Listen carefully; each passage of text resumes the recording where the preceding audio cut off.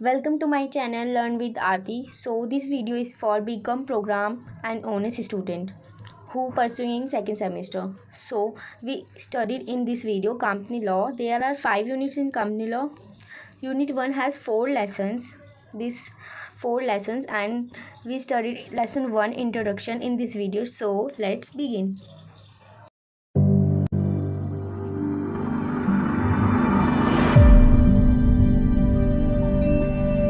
Lesson 1 introduction. Company made up with two Latin words, cum plus panis, which means cum means together, panis means bread.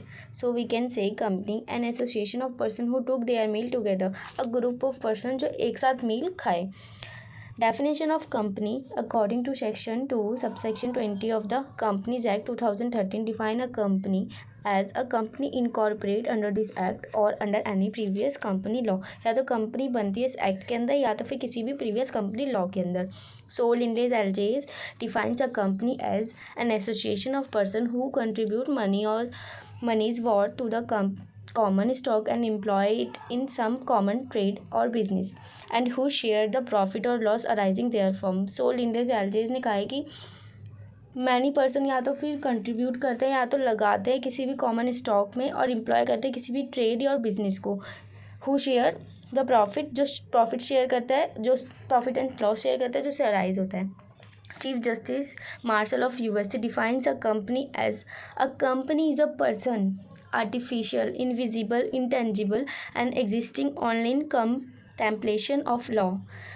So chief justice of Marshall ने बोला है कि company एक person है, artificial, invisible है, दिखाई नहीं देता, इंटैंजिबल है, ना एग्जिस्ट करती है लेकिन दिखाई नहीं देती, और in the observation of law.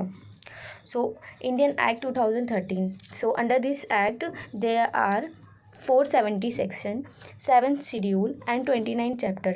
So ये सारे sections वगैरह जब 2014 से 15 वाले फाइनेंशियल ईयर में लगना स्टार्ट हुए थे.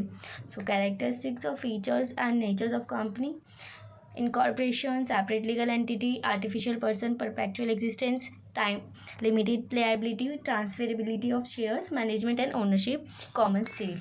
So incorporation, a business or company registered with a state to become a separate legal entity. A company comes into existence only after registration under the Companies Act.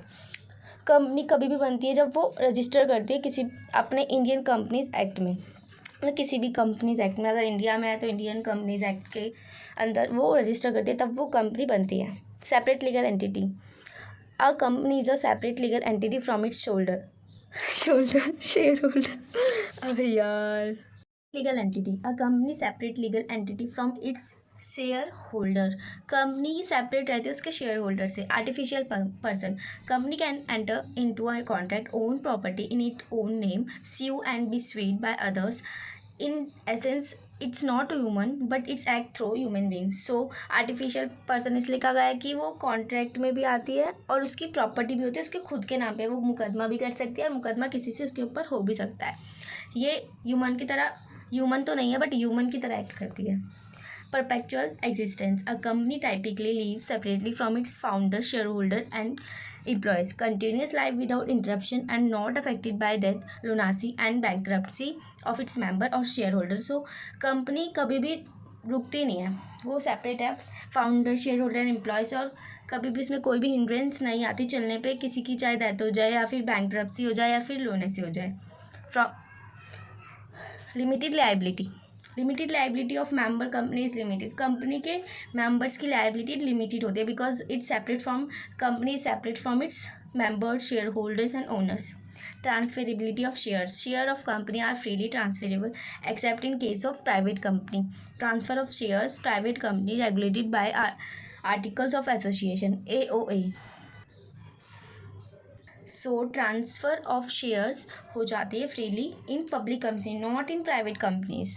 And private companies regulate shares by its AOA, Article of Association. Management and ownership, a company is not managed by all members but by their elected representatives called directors. Company खुद तो सारे manage नहीं कर सकती हर चीज़ को, तो इसलिए वो डायरेक्टर्स लाती. Thus management and ownership are separate, that's why management and ownership separate होते हैं. मैनेजमेंट कंपनी करती है बट ओनरशिप किसके हाथ में होती है? डायरेक्टर्स के हाथ में।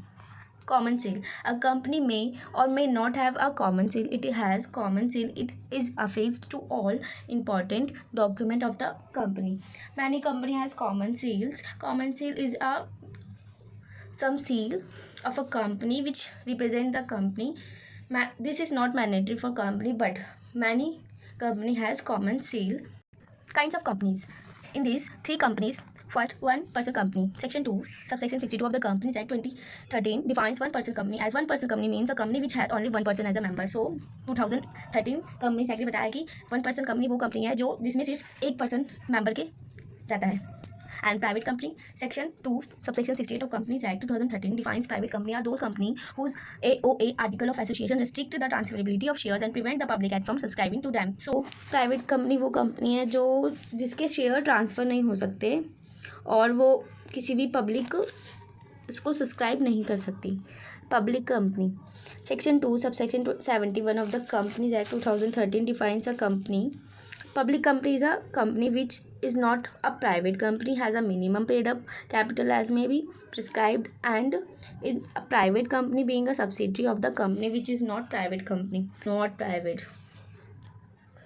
Public company. Section 2 subsection 71 of the Companies Act 2013 defines a public company is a company which is not private company, has minimum paid up call as may be prescribed, and is a private company being a subsidiary of companies which is not private company. Corporate will is a legal concept which separates the action of an organization to the action of the shareholder. Corporate will मतलब होता है पर्दा. तो corporate veil एक legal concept है वो जो separate करता है कंपनी के एक्शंस को किसके एक्शन से? शेयर होल्डर, मेंबर्स या फिर किसी भी डायरेक्टर्स के जो कंपनी में काम करे. Only company is liable for the act done in the name of company, not the member, directors और अन्य ऑफिसर्स.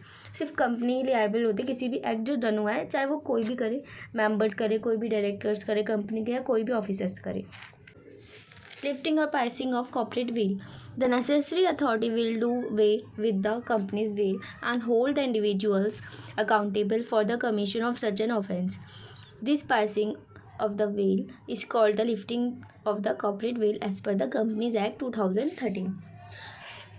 So 2013 Companies Act ने कहा है कि कोई भी इंडिविजुअल या कोई भी कंपनी का डायरेक्टर, ऑफिसर्स या फिर कोई भी मेंबर अगर कुछ गलत अपराध करता है तो कंपनी को नहीं, कंपनी के ऊपर नहीं एक्शन होगा, अब सीधे उनके ऊपर होगा. जो कंपनी के बीच में व्हील था, पर्दा था, उसे उठा दिया जाएगा, लिफ्ट कर दिया जाएगा या तो फिर पायस कर दिया जाएगा. That's a companies act of 2013. Lifting of corporate wheel under मतलब हम कब कब कॉर्पोरेट विल को लिफ्ट कर सकते हैं, किन किन सेक्शनों में कहा गया है? स्टैट्यूटरी प्रोविजंस में सेक्शन 3A, सेक्शन 7 सबसेक्शन 7 में, 251 सबसेक्शन 1 में कहा गया, and judicial president differ cases में कहा गया. सो कब कब हम कॉर्पोरेट विल को लिफ्ट कर सकते हैं? परमिटेड बाय स्टैचू हो, क्लियर एविडेंस ऑफ अब्यूज़ हो, या फिर कोर्ट हैज़ डिस्क्रिशन हो.